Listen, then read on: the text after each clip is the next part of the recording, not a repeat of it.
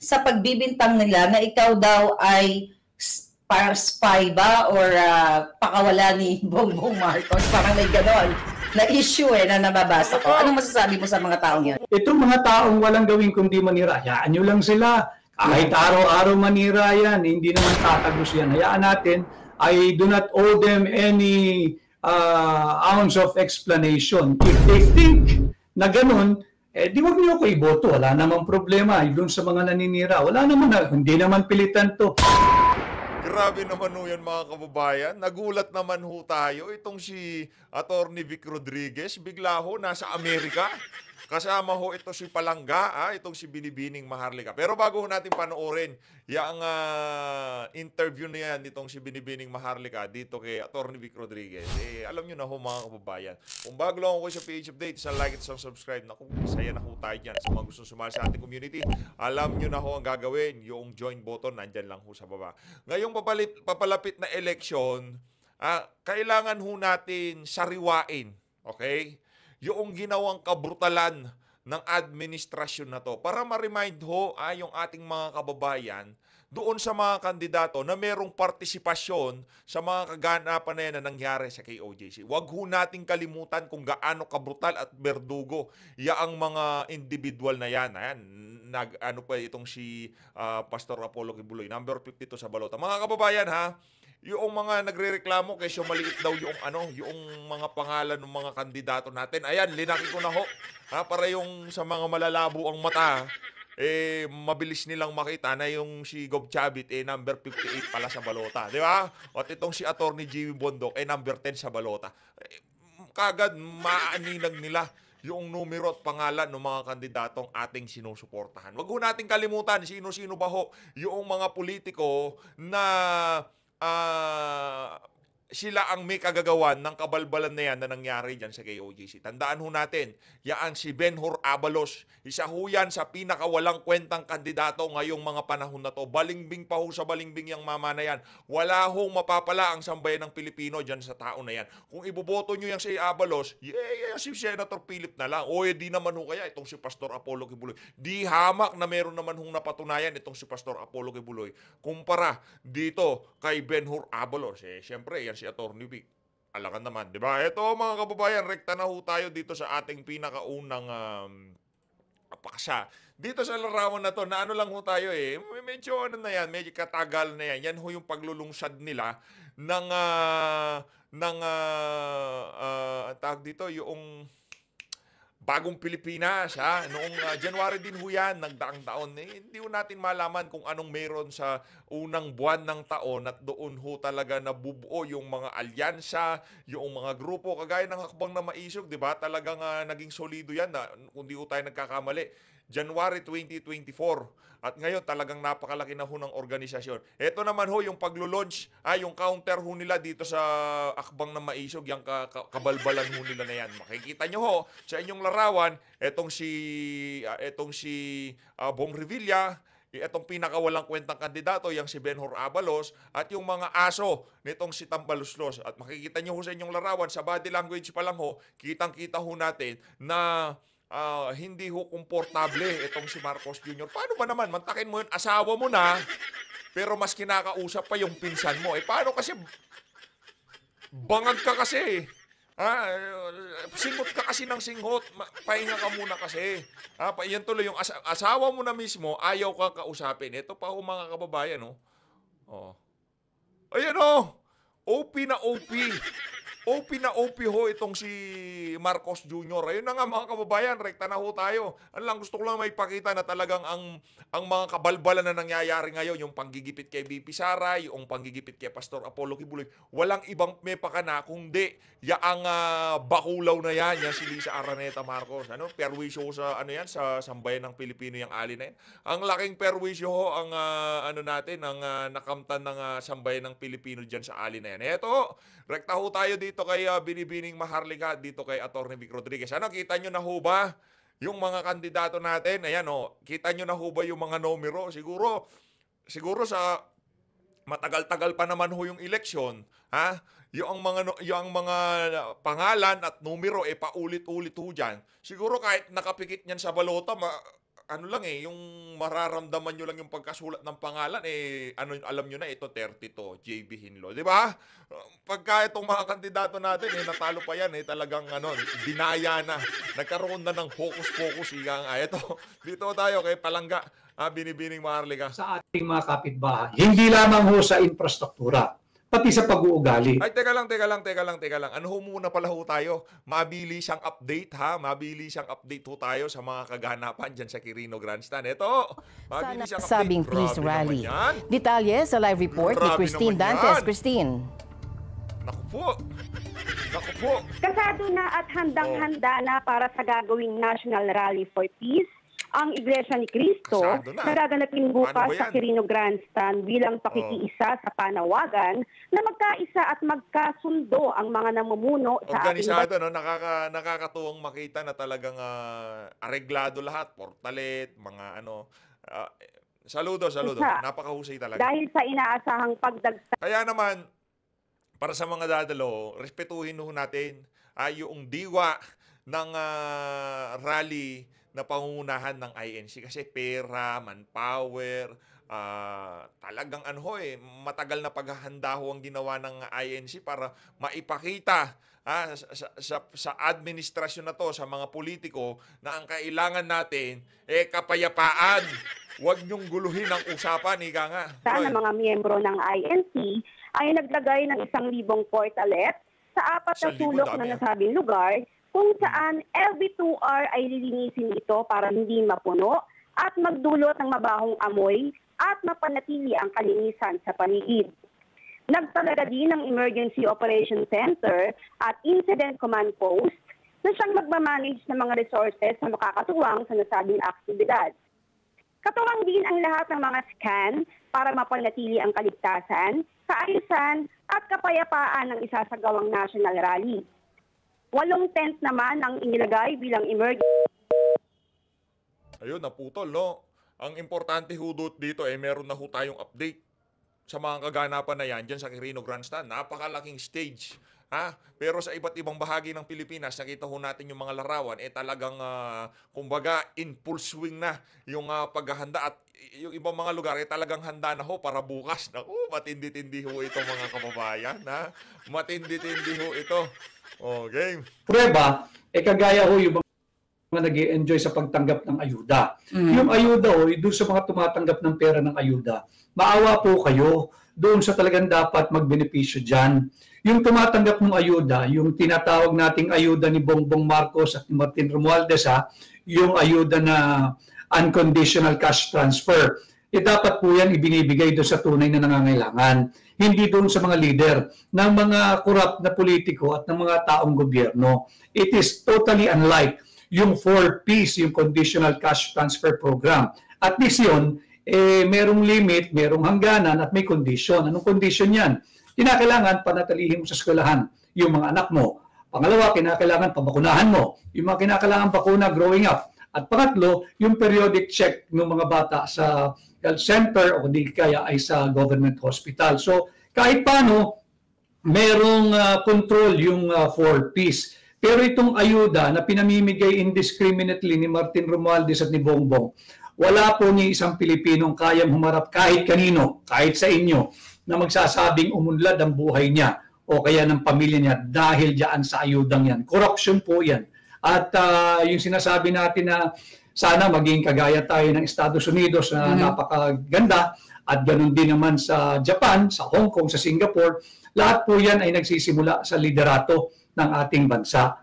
Nakakalungkot at kagaya ninyo, si Binibining Maharlika at kagaya ko, nabudol po kasi tayo pare-pareho We were approaching 2021 and 2022. Lalo na nung mag-e-eleksyon na, ng napakataas ng pag-asa na ito na ang magtutuloy ng mga magagandang gains and proyekto ni Pangulong Duterte at tuloy-tuloy na yung pag-take off ng Pilipinas. Subalit, ibang klase pala ang interest nito, unahin yung interest ng kanyang pamilya at ng mga nakapalibot na elitistang politiko na walang ginawa kundi ubusin ang pera sa kaban ng bayan ng Pilipino.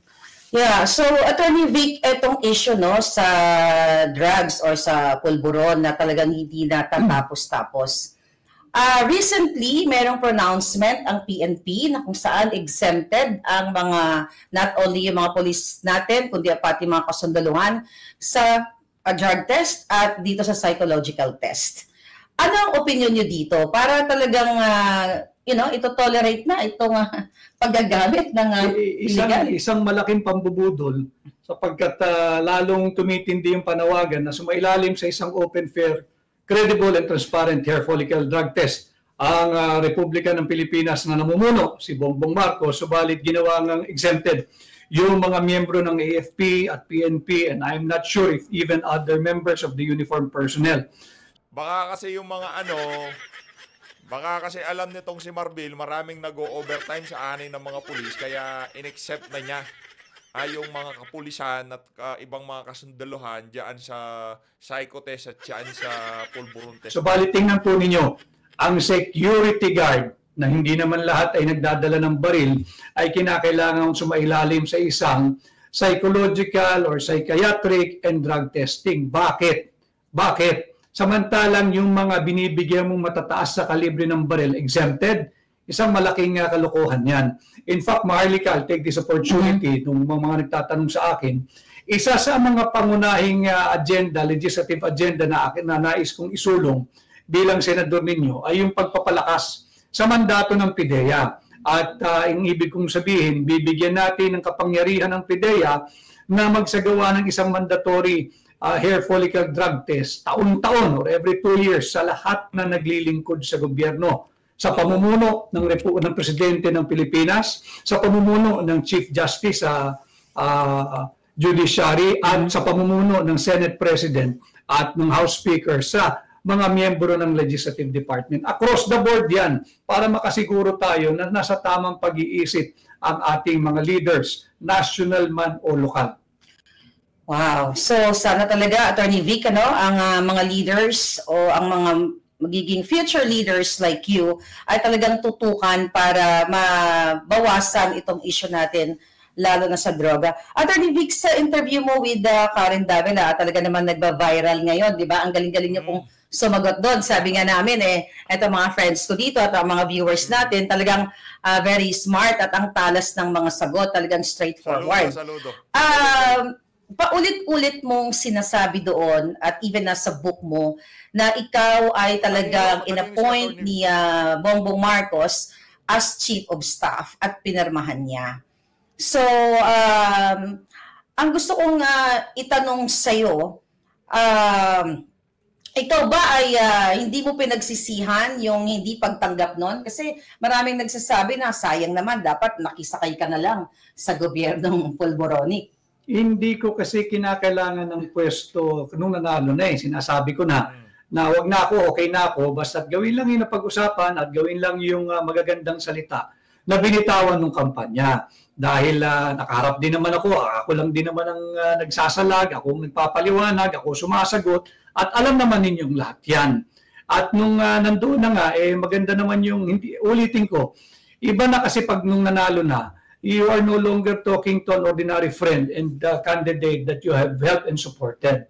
Presidente na yun, incoming At iba rin naman pag may tiwala sa iyo yung incoming president, yung president-elect. At nung kami na sa Malacanang na, iba na rin pagkabuo tiwala sa iyo ng Pangulo. So even if I have said many times na okay na ako, exit na ako, huwag mo kong problemahin, o ayos ako, basta itulungan lang natin yung mga tao, ayusin lang natin. Ang sabi, magsama kami, pinaghirapan namin pareho, tulungan ko siya, at buong tiwala niya. So iba yung ganung tiwala. Kaya kami nagpatuloy, except nung maganda sana yung nasimulan, but my situation then, to the rest of those who are feeling president and would like to be president, even the absence of any mandate from the people, untenable na hindi na kami magkakasundo talaga. So sabi ko, hindi na, exit na ako. I don't need yung presidential chief of staff. It was given to me, the appointment, signed, and most importantly, yung sinasabi nilang non-existent administrative order number 1. Na-release po yun, meron akong original copy na na-release sa Malacanang Records Office. Release po yun. But I have a choice, pasukan ko ba o hindi. And my choice was, and I chose, hindi ko kailangan yan, hindi ako papasok dyan. Yes, at actually, Attorney Vic, merong isang personality din from the Philippines. Actually, naikwento ko na sa vlog ko. I don't know kung narinig mo. But anyway, na talagang yung pag-target sa'yo, alam din naman ng taong bayan, ay talagang ang nagtrabaho sa'yo, si Lisa Marcos, at talagang yung kanyang kapatid, si Martin Araneta at yung kanyang mga Black Ops. So, ito ba ay nakakagulat ba ito sa'yo? No, hindi ako nagugulat. At hindi lang naman, not to give too much credit sa mga nabanggit mo, hindi lang naman sila, nagtulong-tulong sila. Dahil nga ayaw nila yung direksyon na tinatahak namin, no, na hindi pwedeng business as usual. Binoto ka ng 31 million Pilipino dahil nagtiwala sa'yo, hindi pwedeng business as usual. Ang lagi kong sinasabi nun, yung mga pang-iintriga, yung paninira, at kung may magmumura man sa likod ko, doon sa mga nakapaligid doon sa ating tinulungan, kaibigan natin dati pareho, kaya ko yun. Pero hindi ko kakayanin pag ang nagmumura sa akin ay yung 31 milyong Pilipino na. Hindi ko kakayanin yan. Dahil ako yung nagpapaliwanag, ako yung maharap, tapos ikaw rin ang mamumuno ng pagsuway doon sa magagandang salitang binitawan natin. Ayoko, pagka ganyan out ako. But hanggat nariyan ako, hindi pwedeng ituloy yung mga maling direksyon at yung the usual na sakit ng Pilipino. Pag may nanalo, unahan, yung sabi ko nga nung aking interview with Binibining Karen Davila, yung mga Johnny Come Lately, gusto nila una pa sila. Tapos, ang gusto pa nila, buti sana kung gusto nilang mauna dahil totoo yung puso na maglingkod. Kung hindi, kaya lang nila gustong mauna, gusto nila una sila makapagdamba at mangurap na naman sa gobyerno. Yun ang mga tinanggihan ko, yun yung mga linabanan ko. To the point that many of those who were initially submitted to me, mga pangalan, ako hindi naman ka-appoint tong mga to. Bukod sa hindi qualified, yung iba ron ay may mga kaso na ng korupsyon at yung iba ron malayo pa lang naaamoy mo na, malansang malansa na ang nais lamang magnakaw sa gobyerno. Yo! Kasama ba dyan si ano pangalan ito? Yung PCSO? Yung boss ngayon dyan sa PCSO? Ang kalimutan natin pangalan. Pumapalya tayo ngayon. As long as I am here, as the Executive Secretary, I am duty-bound to give the President wise counsel. And that's what I am going to do for as long as I am around. Yeah, so Attorney Vic, alam ko hindi madali sa'yo ang pagtakbo bilang independent, And ako nalulungkot ako kasi minsan talagang akala natin kaalyado natin pero may sumisira sa'yo ngayon pa lang. Dahil siguro nakikita nila na malakas din talaga ang dating mo sa taong bayan. So, ano yung masasabi mo sa pagbibintang nila na ikaw daw ay spy ba or pakawala ni Bongbong Marcos? Parang may ganon na issue na nababasa ko. Anong masasabi mo sa mga taong yan? Ayan na nga ba? Sino ba yung nagpapalala? Kagaya ng sinabi ko, I will not even spend an ounce of my... Matagal na yan Matagal na yung issue na yan. Noon pa lang nag-exit itong si Atty. Vic. Ano pa yan? Pero maraming pumipick up Maraming mga, ano bang word na dapat pwedeng gamitin? Nalilin lang doon sa mga pinapakawalan na yon ng mga aso ni Lisa Araneta Marcos. Diba? Huwag yung pakinggan yan. Pakawala yan. Energy to refute them because it's a waste of time. Itong mga taong walang gawin kundi manira, hayaan nyo lang sila. Kahit araw-araw manira yan, hindi naman tatagos yan. Hayaan natin, I do not owe them any ounce of explanation. If they think na ganun, di wag niyo ako iboto. Wala namang problema doon sa mga naninira. Wala naman, hindi naman pilitan to. Ang pagkakaalam ko, bago ako umalis sa Pilipinas nung isang araw, tayo isang demokratikong bansa. Walang pilitan. At kung ako na may sisiraan ninyo, kasi nga ako, kagaya ng hakbang ng maisog, I always call for the government and for everybody to help uphold, defend, and protect the Constitution. Now, even if I do not agree with what you say, I will defend your right to say it, however wrong Nako. your statement may be. Pagtatanggol ko yung karapatan mong sabihin yan. Hindi ako kagaya nung administrasyon ni Bongbong Marcos na ayaw na binabatikos, ayaw sinasabi yung kanilang kamalian at pilit binubusalan. Ang traditional media na nakakalungkot ay napapabilang pa naman doon sa sinasabing fourth estate. Yeah. Grabe yung yung mga kandidato ho natin ng pagka-senador talagang nagse-shine ho sila ngayong mga panahon na to. Kumbaga, napakaningning ng kanilang tsansa na manalo ng pagka-senador sa papalapit na eleksyon. Si Pastor Kibuloy, itong si Atty. Vic, itong si Congressman Rodante Marcoleta. Mga kababayan, ang dahilan kung bakit talagang tinutulak ho natin itong tatlong kandidato na to. Kasi yun sa PDP, automatic na yun Kasi partido ni Tatay Digong yun at may makinarya, may makinarya, impluwensya, siguro merong pera para talagang maibulalas nila sa sambayan ng Pilipino na itong mga kandidato na itong pagkakatiwalaan natin.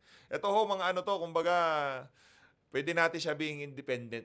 Kaya talagang todo ang pagsuporta natin dito sa mga kandidato na to. At sana, magtulong-tulungan ho tayo pagtulong-tulungan ho natin na maipanalo yung mga kandidato natin na yan.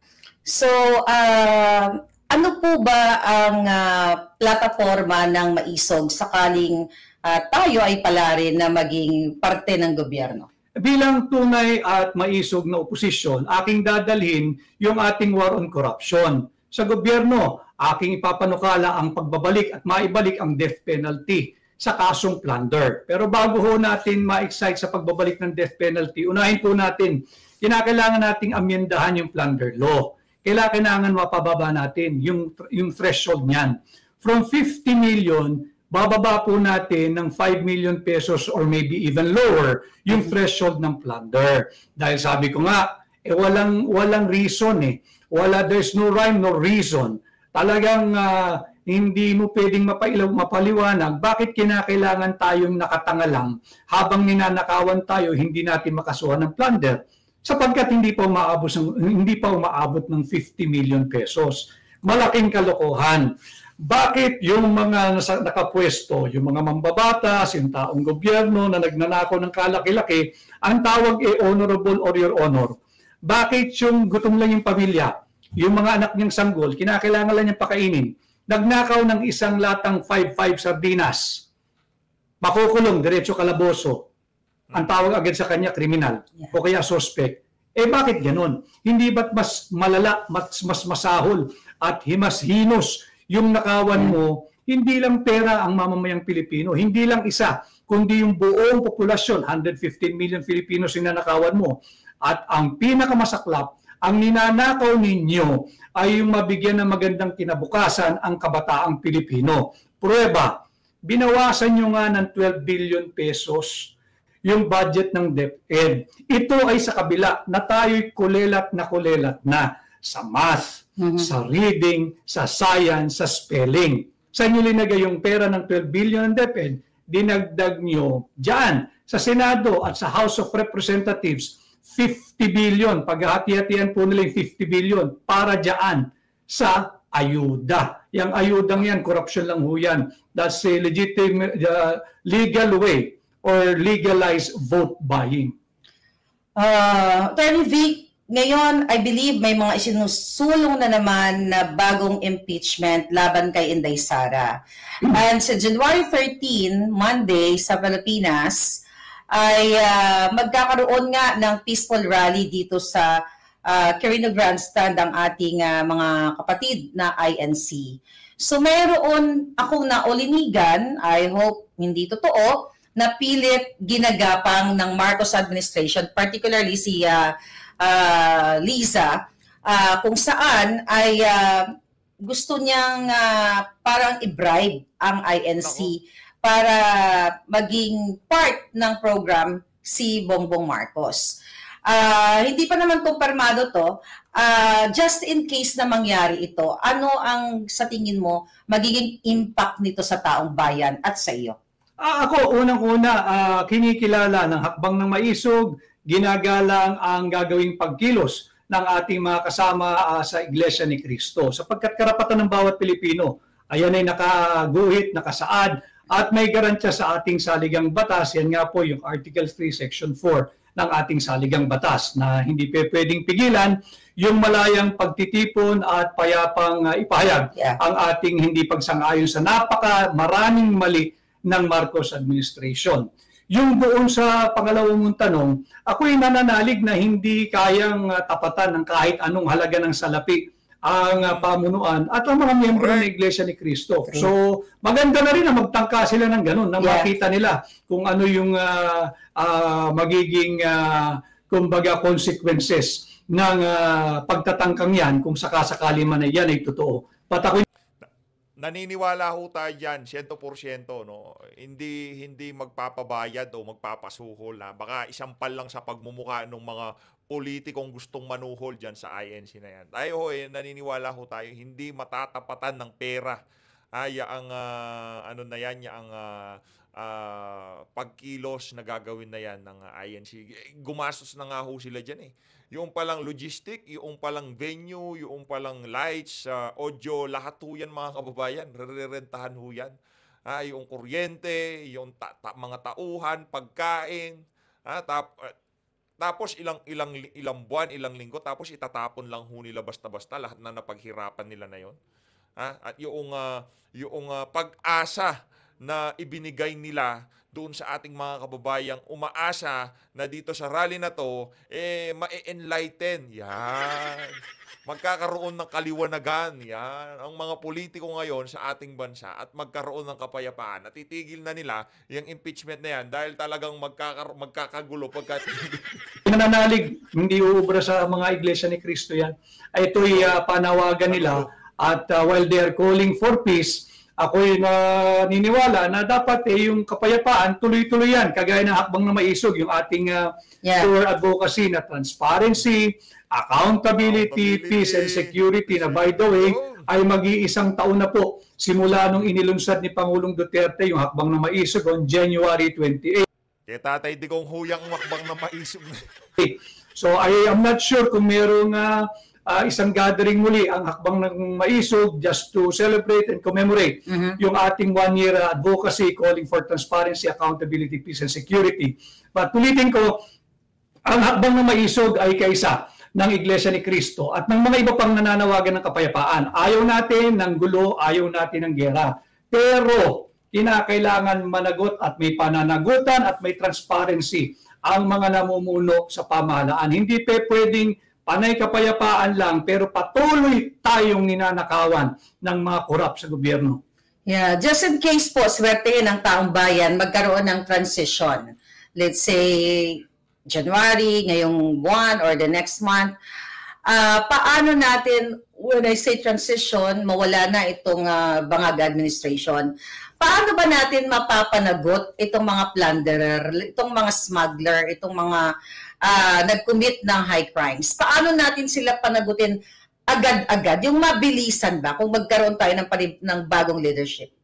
Kung sakasakali, sapagkat gano'n naman talaga kung sa Canada nag-file nga ng resignation yung Prime Minister, so walang immune diyan sa regime change. Kung ano man ang pamamaraan, walang immune diyan. Kung sakasakali, kinakailangan may yung malakas ang political will kung sino man ang hahalili, in this case, yung constitutional successor. At wala ako nakikitang kahinaan pagdating sa political will, pagdating sa pagkatao ni Vice President Inday Sara Duterte. Ako'y naniniwala, kinakailangan lang ng isang leader na malakas ang political will na ipatupad yung batas laban sa korupsyon at panagutin lahat ng nagnakaw at patuloy na nagpapahirap sa sambayan ng Pilipino. Attorney Vic, kayo ba ay nag-meet na ni Inday Sara personally? Nag-meet kami during the campaign, of course, at nung kami ay nasa gabinete pareho. But after I exited, hindi kami nakapagkita at nakapag-usap pang personal ni Vice President Inday Sara Duterte. Bagamat sinusundan ko at sinusubaybayan yung mga panggigipit din na ginagawa sa kanya. So, sa nangyayari ngayon na sobrang taas ng presyo ng mga bilihin. Ang mga tao, hindi lang po sa yung ordinaryo na mga Pilipino, even yung mga negosyante, middle class, nagrereklamo talaga sila na mataas ang presyo ng mga bilihin. So gaano ba kataas at gaano ba kahirap ang buhay sa Pilipinas? Ay, mahirap ang buhay sa Pilipinas, lalo na ng mga daily wage earner. Alam ho ninyo, merong binibida yung gobyerno yung sulit rice. Yun daw po yung mura at para doon sa mga marginalized at saka yung unserved and underserved at yung mahihirap na miyembro ng ating lipunan. Mga kababayan, yung 36 pesos per kilo nung sulit rice, ang itsura po nun yung talagang 100% broken. Yung pag sinain mo, kahit gusto mong mabuo yung kanin, hindi po mabubuo yun, tubig na po yun, lugaw na po yun. Yun yung binibida nilang affordable rice. Kaya nga sabi ko, yung party sa Malacanang, bakit naman kaya hindi nyo subukan? Isang buwan lang, kayong kumain araw-araw ng sulit rice ninyo. Yung parang lugaw, yung parang tubig na lasang bigas na lamang. At hayaan. Doon ako bumibili kay Atty. Vic, yung tubig na lasang bigas. Iba, kumbaga, yung description niya ho talaga, hindi katanggap-tanggap, hindi pagkain ng tao yan. So, pwede naman siyang ilugaw. Pwede ka bang kumain ng lugaw, or na lang lugaw yung kainin mo? Hindi naman ho pwede yun. Kaya ka nga bumili ng bigas para yung tipong ganyan-ganyan mo siya sa kanin, di ba? Yung tipong matapik-tapik mo yan, di ba? Yun yung essence yung pagkain mo ng kanin, tapos bibigyan ka pagkaluto mo sa tag dito sa bigas diyan sa nabili mong bigas ay siya, magtutubig. Anyo yung masasarap na kinakain nyo, ibigay ninyo sa mahihirap for a change so that you will understand kung ano yung buhay ng mahirap at kung ano yung nararamdaman at dinaranas nito araw-araw. Mahirap ang buhay sa Pilipinas dahil patuloy na tumataas ang kamatis is around 310 to 340 pesos per kilo. Ang presyo ng tubig ay tumaas. Ang Maynilad ay nagtaas ng 7.32 per cubic meter. Ganun din ang Manila Water na 5.90 something. At next week, itong darating na linggo, ay tataas uli ang presyo ng petrolyo na nagtaas lamang. Yan ang sumalubong sa atin ng bagong taon eh. So after 1 week, tataas uli ang presyo. So dito mo makikita lahat tumataas, and yet zero budget ang binibigay ng gobyerno sa PhilHealth. Para lang alam mo, Marlica, kukumpara mo ang Pilipinas dito sa Amerika. Para lang din alam ng mga nasa gobyerno at ating mga kababayan, kinakailangan malaman ninyo that higit na maraming Pilipino, baka mayorya ng Pilipino, is just one hospital bill away from poverty. One hospital bill away from poverty. Ganyan kahirap ang Pilipino. Tapos zero budget pa ang binigay ninyo sa PhilHealth. Maya naman kayo. Yeah, so nakakalungkot talaga, no, Attorney Vic. Talagang yung delivery ngayon ni Atty. Vic talagang iba ho kasi pagka lumalabas sa ilong, kagaya niya si Revilla, pagka nagsalita, kahit ano pang pagsisigaw-sigaw niyang pag-deliver sa kanyang sinasabi sa mga speeches niya, itong si Atty. Vic napakakalmante at nalumanay, pero mararamdaman mo yung yung galing talaga sa puso yung mga binibitawan niyang mga litanya. Ibang klase, ayos, mananalo ho ito. Sure win na tong si Senator Vic Rodriguez. Paano kung meron ka pang kapangyarihan yan or nasa administration ka pa, paano ba talaga dapat natin maipababa ang mga services like yung mga nabanggit mo at mga presyo ng bilihin? Lahat naman yan magsisimula sa budget. Kinakailangan tama yung ating public investment, yung ating public spending. Binawasan yung siniro yung PhilHealth. Pagkatapos kuhaan ng 60 billion pesos last year, binigyan ng zero appropriation for this year. Ang DBP at yung Land Bank of the Philippines kinuhaan ng combined 75 billion pesos. At ang sabi mismo ng International Monetary Fund, ibalik ninyo yung kapital na kinuha nyo sa DBP at Land Bank kung hindi magkakaproblema yan. At ganun din mga kababayan, yung PDIC, yung Philippine Deposit Insurance Corporation, tinangayan din ng 117 billion pesos. Saan linagay? linagay nila yan doon sa unprogrammed appropriation. Yung unprogrammed appropriation, ito po yung pag nag-home budgeting kayo, ito po yung hindi kailangan. Ito po yung gusto lang natin. Ito po yung hindi naman talaga needed sa ating araw-araw na pamumuhay. Ito po yung kapritsyo. Ito po yung luho. Dito po nakatago yung korupsyon ng mga mambabatas sa import barrel nila. Itong unprogrammed appropriation. Therefore, mali kasi yung public investment. Imbis na palakasin yung health, yung agriculture, at yung ating social services, pinalalakas po nila yung public works. Alam naman natin sa napupunta yan eh. Sa cat's eye, yung nakikita po yung may liwanag sa kalsada, yung parang stud doon na linalagay, magandang tingnan sa mata. Pero hindi po nakakain yan, hindi po nangunguya yan, bakal po yan o plastic po yan. Hindi po kayo mabubusog yan. Hindi po niyang kayang tugunan ng kagutuman. Hindi po niyang kayang tugunan ang walang kawalan ng trabaho. So namamali yung public investment natin. Yung education natin na para sana sa ating mga kabataan, binawasan din ng 12 billion pesos. So naglalong lalaki, Marlica, yung tinatawag nating digital divide. Lalong yung mga nag-aaral sa public schools, wala na nga silang gadget, tinanggalan mo pa ng 12 billion pesos, lalong lalaki yung disadvantages nila. Kung ihahambing mo doon sa mga same grade level na nasa private school, hindi natin mapapababa ang presyo kung hindi tayo mag-i-invest sa ating human capital. Dapat natin silang palakasin, yan ang ating silbihan. Yeah, so Attorney Vic, yung 1 million na pinangako ni Marcos Jr. A year na pabahay sa ating mga kababayan, alam mo ba yon or may idea ka kung paano siya nag-come up sa ganong idea na doable daw pero until na wala talaga? From the beginning, when I was still very, very active during the formation of the initial cabinet members of the incumbent president, hindi na ako naniniwala nung pinilinahad yung 6 million houses a year. Kaya imposible yan. We do not have to impress the incoming. Ang kinakailangan natin yung realistic. Kung ang total kakulangan ng kabahayan ay 5 million, halimbawa, or 6 million, hindi naman problema yan ng isang administrasyon lang eh. Maipababa mo lang sa kalahati. O halimbawa, 5 million ang kulang, makapagdugtong ka lang ng 2 million and let the succeeding administration work on the balance. Dahil 6 years ka lang eh, kinakailangan yung goals mo ay attainable, realistic and measurable. 6 million houses in the full term of the incumbent president to end up with what? Only less than 200,000 housing units. Kalahati ka na sa term mo. May utang ka ngayon na 5.8 million housing units. Kahit ano pang gawin mong pagtatayo dyan, hindi matatapos yan. Why? Simula pa lang, hindi doable yan. Malinaw na pambubudol yan. At ang plano kasi nila nun, high-rise, Marlica. Yeah. 15-story. Ako na una nagsabi nung may nagpresenta.